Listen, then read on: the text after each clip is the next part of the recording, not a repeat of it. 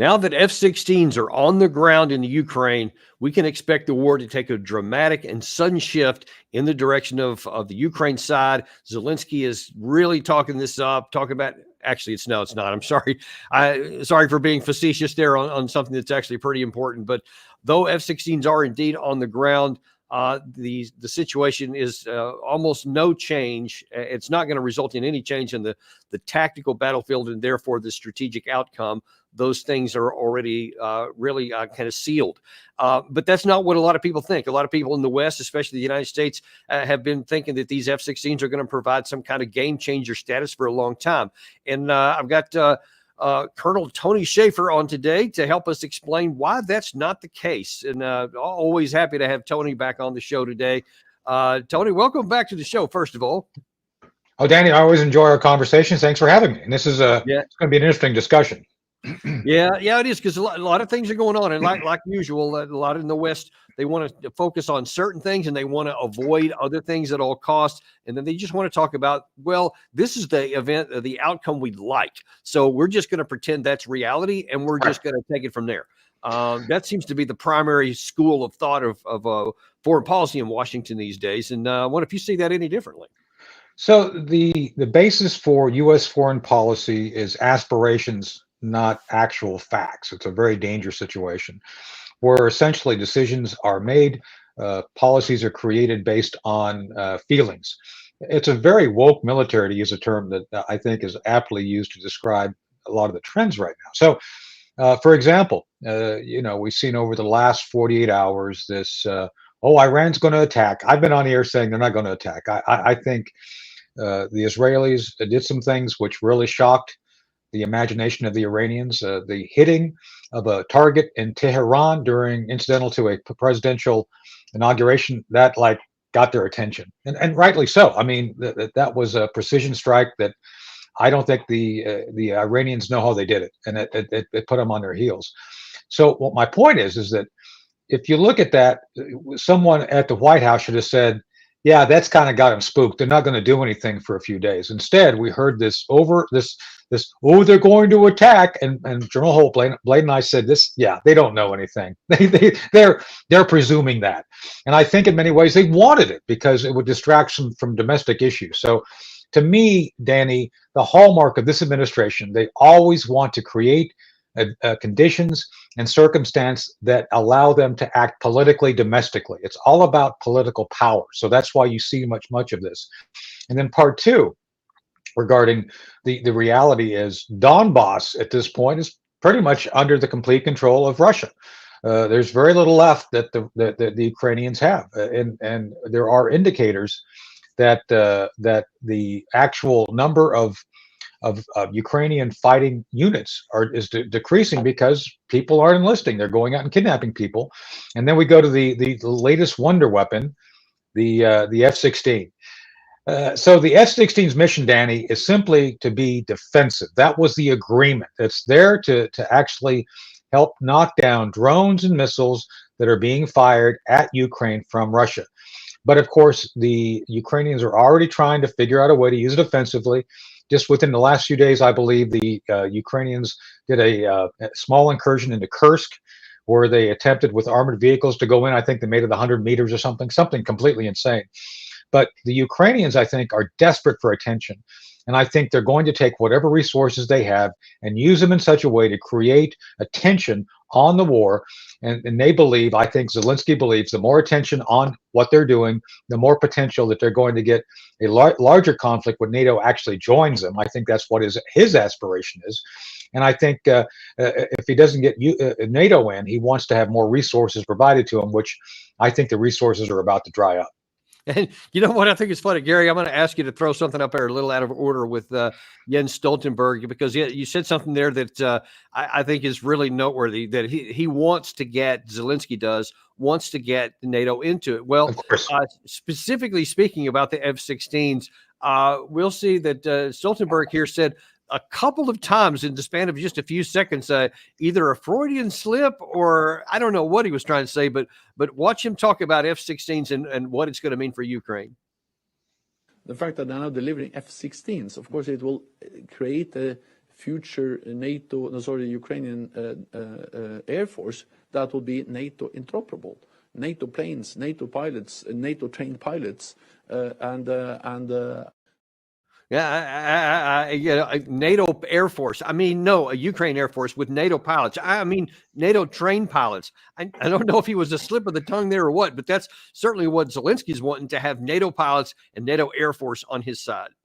Well, I think that the issue with Stoltenberg is he let the cat out of the bag. I think those are NATO pilots, Danny. I don't think they're Ukrainian. I'm just saying, it's like, yeah, you're not gonna be able to train, I think, Ukrainians adequately to be effective and do everything they can, to do what is going on with what. I just think that the whole thing is a fraud. I think that at this point in time, hold on, I got to adjust my microphone. Apparently, something happened over there, Gary. That'll be better now. Is that better? There you go. So yeah, I think the issue is that that NATO, Stoltenberg, let the cat out of the bag. I think those are NATO pilots. I think you would not have adequate and sufficient number of trained Ukrainians. From sources I believe to be accurate, a lot of Ukrainian pilots were basically abandoning going to training. It's like, yeah, we're over here in the West now. We're not going back. So it's kind of like they've had problems all along in that. And I got to tell you, and I'll be interested. Maybe I'm wrong, but I'm betting that was a Freudian slip that Stoltenberg wasn't supposed to let the cat out of the bag. That, yeah, those are NATO pilots flying the F-16s. Yeah, I mean that's kind of what I was thinking, just on a practical level. I mean, the idea that you can fly F-16s with people who don't even speak English that well. They had to be trained in English before they could even start the training for the pilots, so that they could understand how the instrumentation works and all that kind of stuff. And they were trained on like MiG-29s and other kinds of Soviet type aircraft. Yeah, you got to unlearn that stuff. I mean, right. Danny, see, that's what not people want to understand. I want you to go down that path. When you say they have to unlearn that, what does that mean? Because to most people, they think an airplane's an airplane, so you just change this with that one. It's not that hard. What do you mean by unlearn? Well, let's go use a civilian example to begin with. So Boeing, the aircraft manufacturer, has a certain philosophy of how they make airplanes, and that philosophy basically influences everything from the yoke to the power controls for the motors to the displays and how the systems work. And they believe that the pilot should always be in charge of the aircraft, period. Airbus has the exact opposite philosophy. They believe that the aircraft should be flying with minimum inputs from the pilot. So everything is automated. They have joysticks instead of yokes. That basically requires anyone flying civilian aircraft to be retrained from one platform to the other. So it happens in civilian life. Imagine, to your point, Danny, that you have people who have never spoken English, who came up through the Russian system. Remember, Ukraine used to be part of the Soviet Union, so they had Soviet material, Soviet Russian built stuff. And as a matter of fact, Ukraine used to be one of the manufacturers of a lot of the Russian material. They have factories there.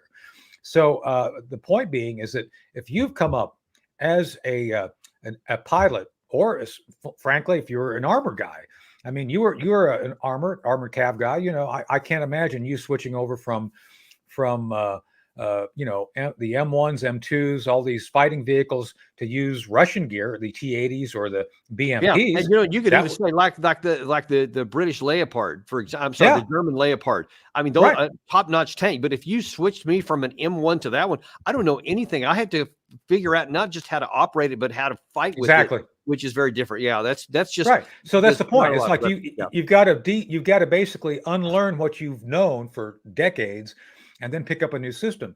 And some would say it's easier to train people with no background in aviation than someone who's had experience, because you've got to do a two-step thing. You got to untrain and then train.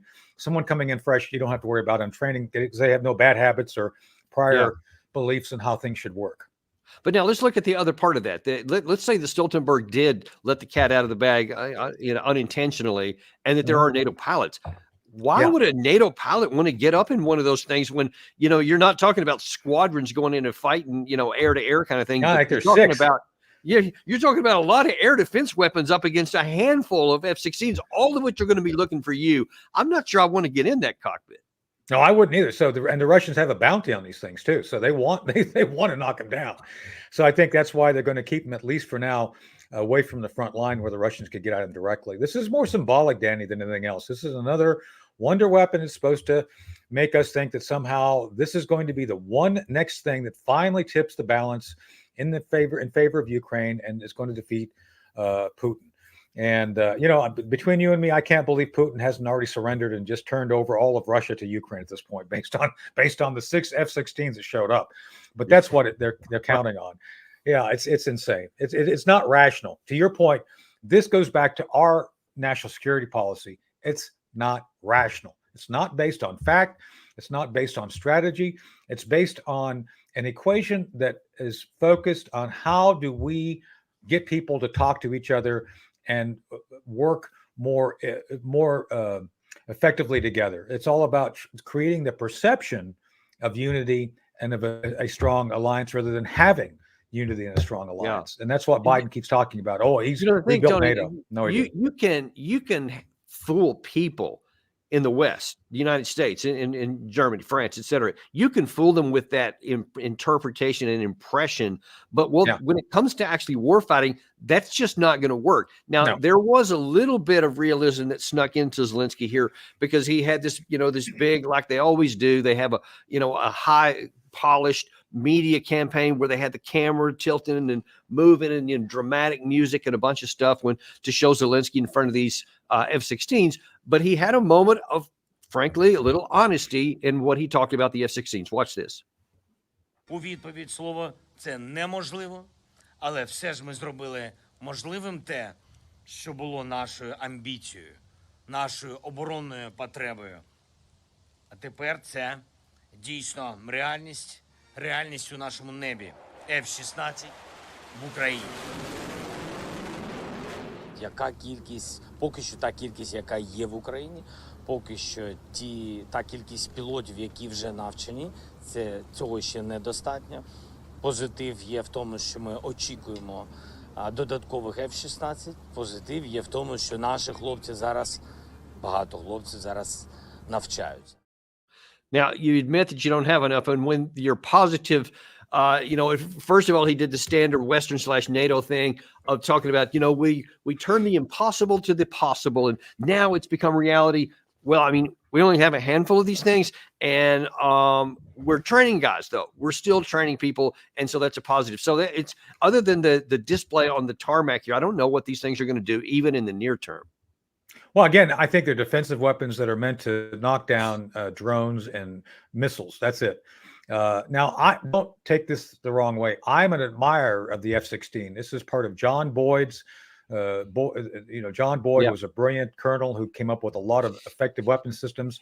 The A-10 was one of his ideas. The F-15, which is still flying. They just did the F-15EX.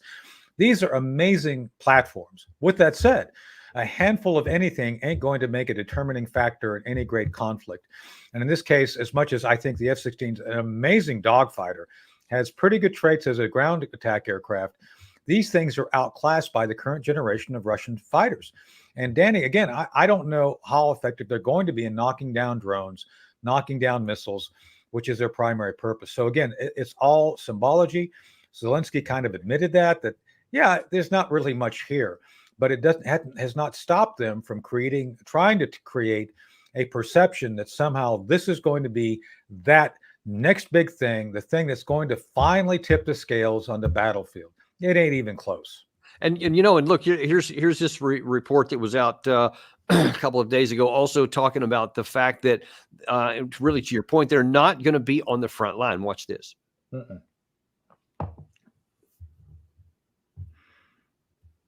Zelensky spoke about the jets during a special Armed Forces Day event. The jets, decorated with Ukraine symbols, were on display, and 2 flew overhead as he spoke. Zelensky says they will help protect Ukraine's skies from Russian missiles and aircraft. However, they won't be near the front lines as there are too few of them and too much Russian defense systems that can shoot them down. So it's good enough there, Gary. If the things can't go to the front line, which is where the war is being won and lost, right, on a lot of combat contact. So if you can go from way in the back, and maybe this is why some NATO pilots might be willing to fly if they get a lot of money, I would imagine. They want to be as far out of contact as possible, but they got to be at least close enough to where that they can engage any of these incoming missiles. And it's still going to be kind of hard. But tell me if I'm wrong or not. But if you're close enough in an F-16 to be able to engage or intercept any missiles or drones, you're also going to be close enough to some of the countermeasures of the Russian side to take the aircraft down. Is that right?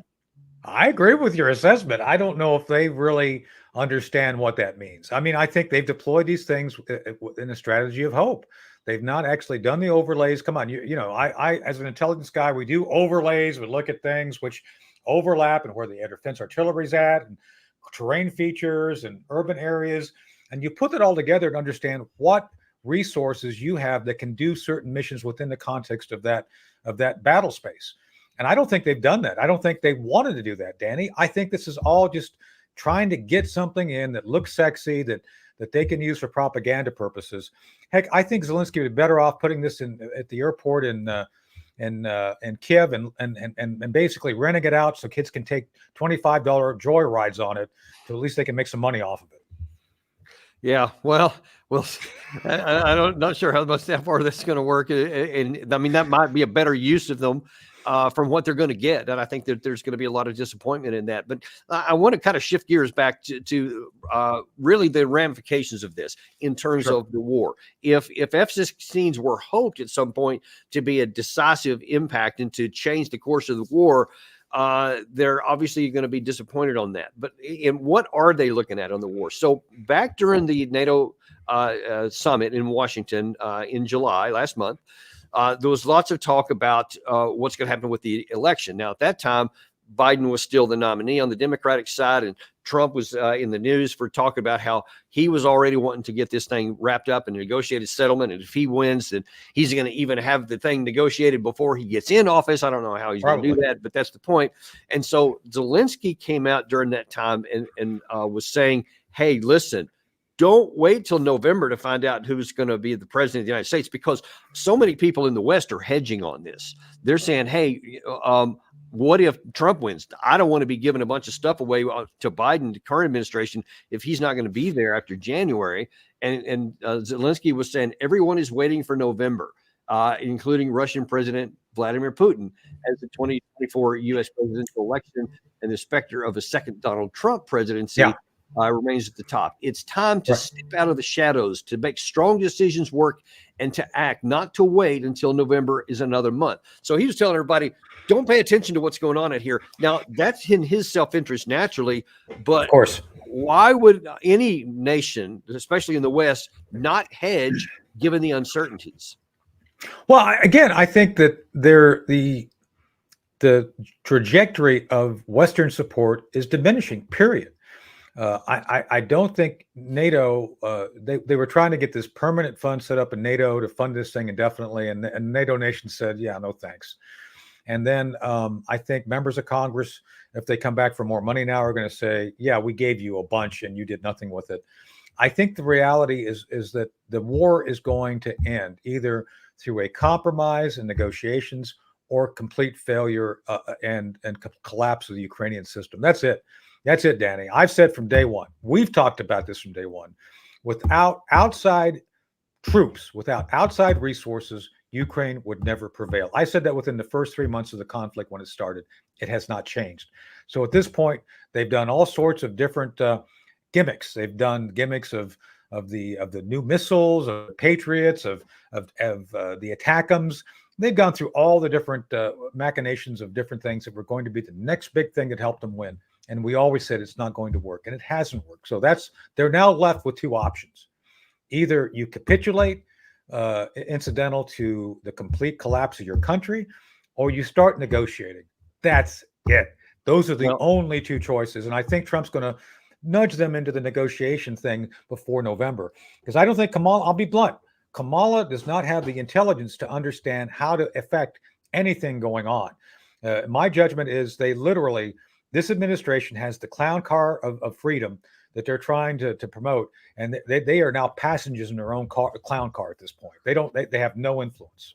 Well, I mean, it's been evident from the beginning that the administration, whether it's the president or Secretary of Defense, Secretary of State, don't seem to have a grasp of the reality of modern combat and how They wars don't. even work, as evidenced by the comments that they keep making and the absence of paying attention to anything that happens on the battlefield.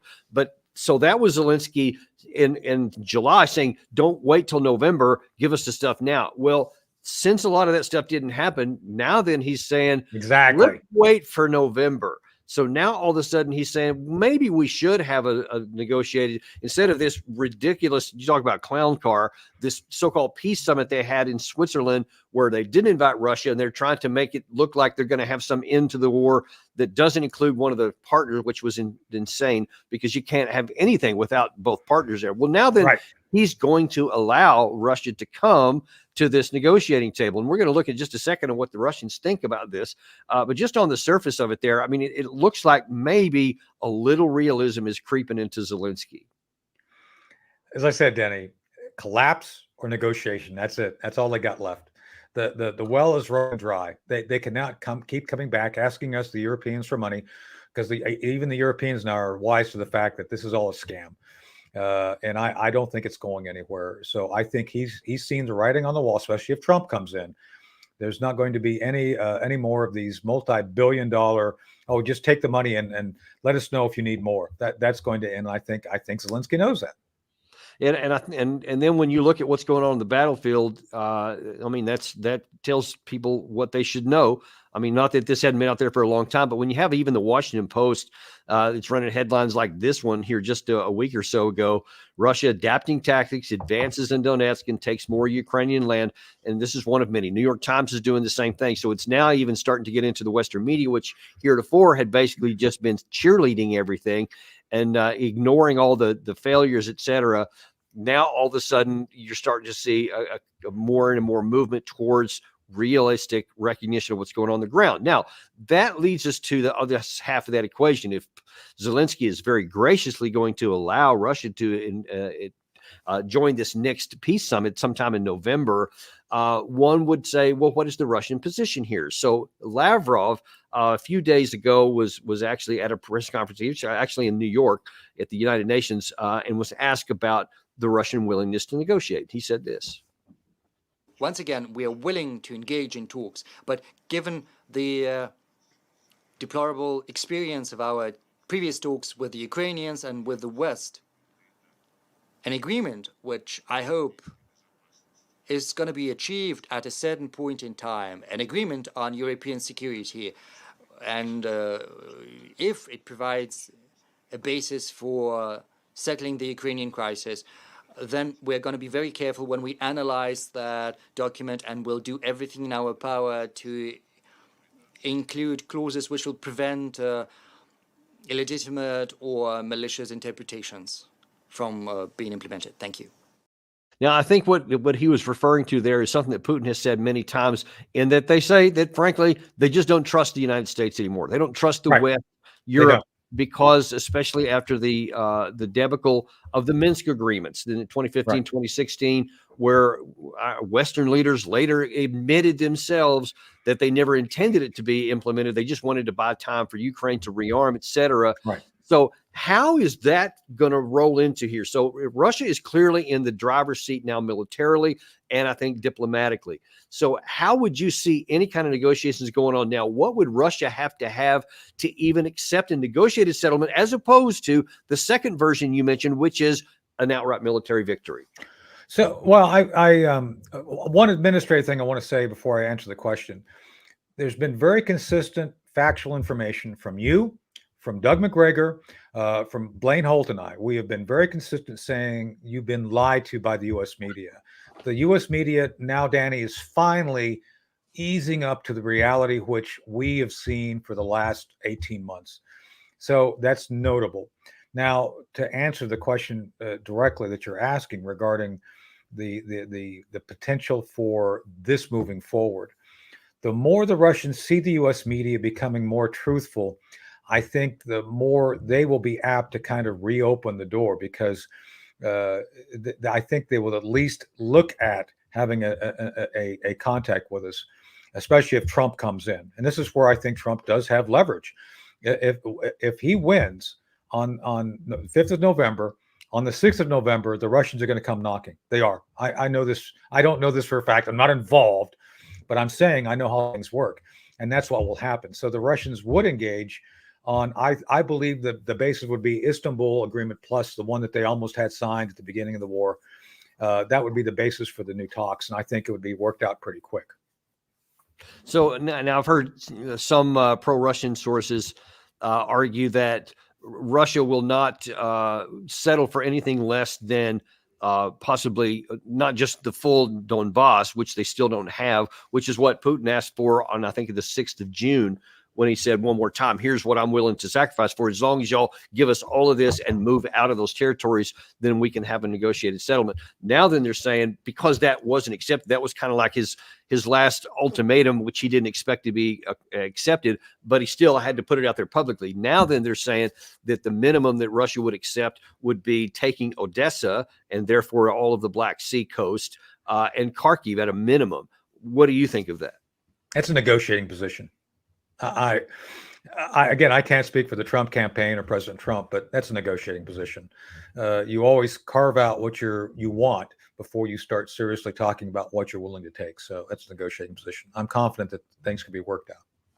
And looking at it from the Russian perspective, and you may not be able to answer this, but just what is your best guess as to what would satisfy Putin's security requirements, since that's what drove him to launch this operation in the beginning, because of his unwillingness to allow NATO to come into Ukraine. What is his territorial acquisitions going to be to give him security on his flank? That's an excellent question. So you and I have spoken about this a number of times, both on this platform and my platform.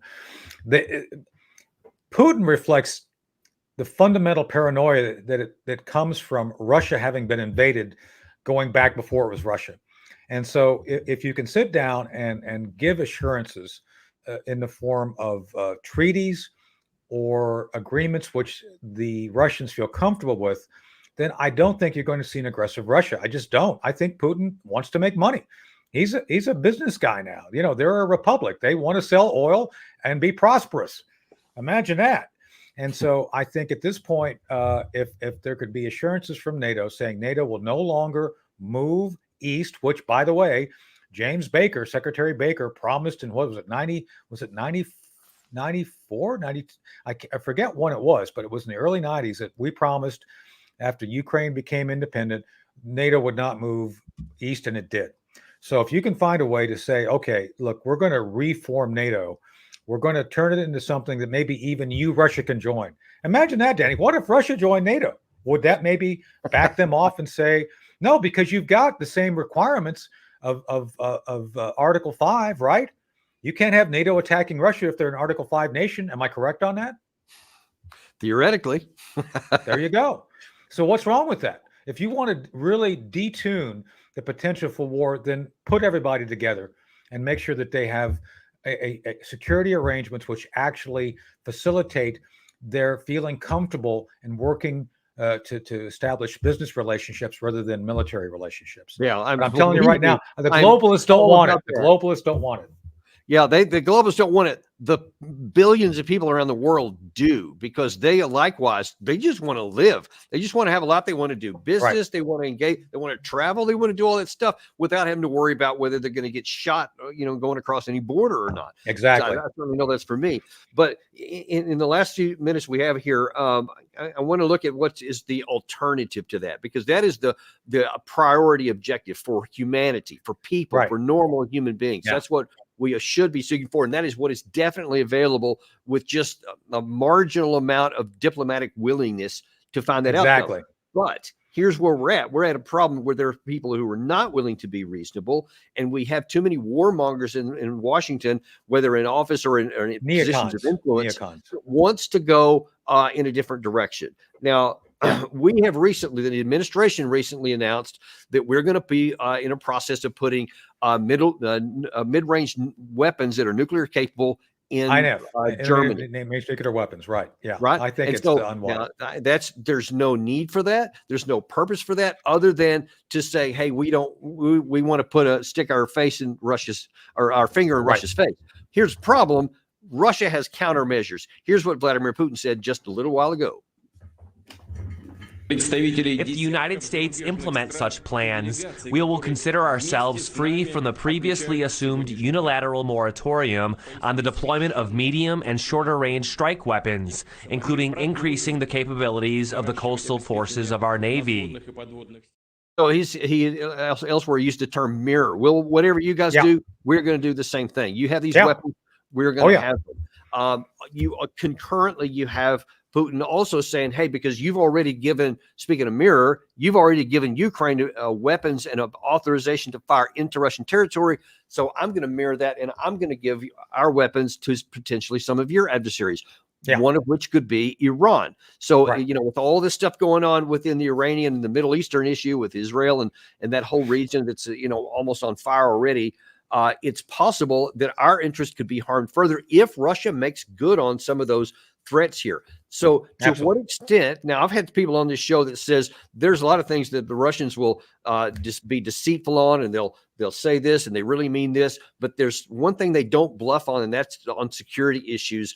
And where do you fall on, is Putin bluffing when he says he might give our weapons or his weapons to our adversaries? And is he bluffing on these nuclear weapon deployments? No, he's not bluffing. And I think he's correct in presuming that it's a bad idea. I was part of a team that helped oversee our dismantling of our INF, the Intermediate Nuclear Forces, during the late 80s, 88, 89, 90. I actually witnessed, I went to Marshall, Texas. We got rid of the Pershing 2 boosters, and Russians were there to watch. We eliminated a whole class of nuclear weapons. I think that was a good idea. I'm a Reagan guy.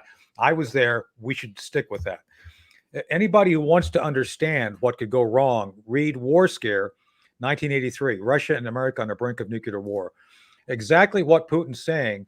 If we start deploying these new tactical nuclear weapons, we will go back to the conditions which almost resulted in a nuclear exchange in the 1980s. It is unwise. It is stupid. There's no reason to redeploy nuclear weapons that we got rid of. Only people who are seeking war would seek to redeploy tactical nuclear weapons, which by miscalculation almost resulted in nuclear war. I highly recommend this. My friend, Dr. Peter Pry, he died last year. God rest his soul. This talks about what happened when you have people miscalculating intentions. We don't want to go there. And so we have to take this very seriously, Danny. I'm not a dove, but I most certainly am not a hawk that wants to see war that we get in the middle of without understanding how we got there and how to get out of it. And that's what this administration is doing by trying to we'll just do this. We'll throw this at the wall and see what sticks. It's very dangerous, counterproductive, and will only make the globe more unstable. Okay, so and I said that was the last thing. One more thing that's related to this. Just wondered, if you can, as far as you know, anyway, why would the administration, this current administration, take us down a path that rational people, anyone with a willingness to just look at the fundamentals on a table, can easily say, this is a stupid path to go down. There is no possible upside here. We can't win. We can't get anything positive. So instead of risking potential nuclear war or any even conventional war with Russia, let's just, cut the losses here. Let's get this thing ended and let's just move on to something else. Keep everything that we have. We have all of our NATO. Everything's fine. And we'll just move on from there, instead of continuing to push something that can't succeed. You said a minute ago, well, the globalists would be against that. When you say that, what does that mean? And I'm talking about like the people at the top, whether it's Austin, Biden, I almost said Netanyahu. I guess he might qualify for that. But Blinken, et cetera, the key players, Jake Sullivan, what would prompt them and influence them to make decisions for the United States that are antithetical to our interests? Because there is a globalist movement, Danny, that wants to have the conflict because they prosper during conflict. They believe that politically, a world conflict benefits them to actually use that as a vector to insinuate their policies. They did it during COVID. They would do it during war. It's very dangerous. And it's something that we have to be aware of.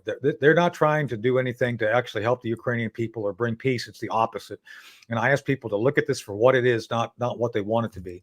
And I've said that we have the high school debating team in charge. Yes, we do. We have people who are that stupid and naive, but they are being led by others who know exactly what they're doing, making decisions which are fundamentally evil and would create conditions for war to start. That's what's going on. And you know who these people are: Hillary Clinton, oh my goodness, Jake Sullivan, Barack Obama. These folks are warmongers. They want war. They desire nothing more than conflict to help them, what they believe will help them leverage their political future. It's very dangerous.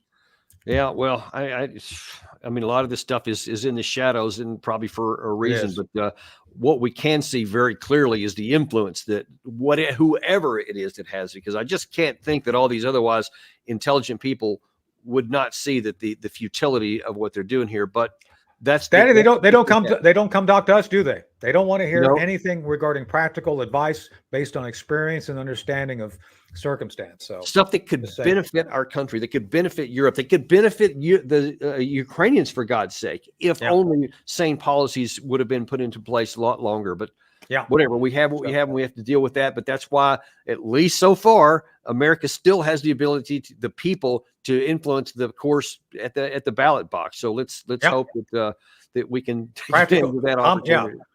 Yeah, good. All right. Well, Danny, I got to go. I got to do another interview. All right, man. Good See you next time. Thank you very much. Take care. And by the way, folks, we've got another really good lineup tomorrow. We have Larry Johnson back tomorrow. We have the ever popular John Mearsheimer on tomorrow. Folks, you're not going to want to miss this. They are able to provide some kind of clarity that just very few other people have, and that's one of the reasons we're very grateful for having them on our show here, just like we did Tony Shaffer. So thank you very much. Again, please do like and subscribe, share this with your friends so that they get access to the same kind of truth that you do. And we'll see you tomorrow on Daniel Davis Deep Dive.